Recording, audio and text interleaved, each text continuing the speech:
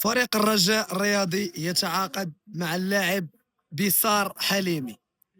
هنا فاش كنجيو نسولو واحد السؤال اللي كلشي بغى يسولو، واش هاد اللاعب كاسور؟ لا، ماشي كاسور، هذا متوسط ميدان صانع العاب، يعني بديل لبوغرين، يعني ماشي كاسور.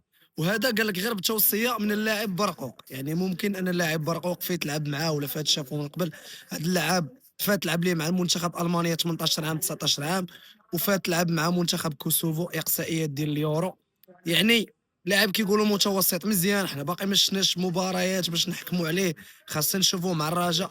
غير واحد السؤال اللي كنبغي نسولو بزاف الناس كيبغيو يسولوه، هو ان داك سوماكال المدير الرياضي شنو الدور ديالو في الرجاء؟ انا كنشوفو غير كيتصور مع اللعابه. هاد اللعابه هادو كان يقترحهم واحد الشهرين هادي قبل، كنا نديرو بهم استعدادات، كنا دابا غنكونوا داخلين.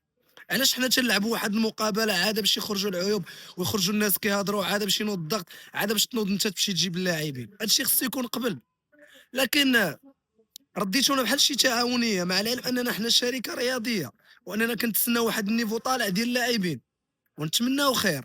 حنا ماشي كنقولوا ان اللعاب نتمناو يصدق ما يصدق، خاصك تجيب لعاب سوبر، لعاب معول غيجي غيعطيك مع البديه، ماشي تجيب لعاب وتسنى. راه باقي تعطلتوا، راه باقي الاظهره كاع ما جبتوهم، لا ظهير ايسر لا ظهير ايمن.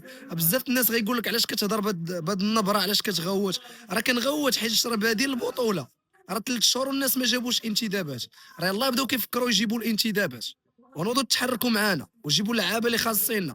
راه باقي ظهير ايمن وباقي ظهير ايسر وباقي كاسور، هادو باقي لحد الان ما جبتهمش. تحياتي لكم جارات.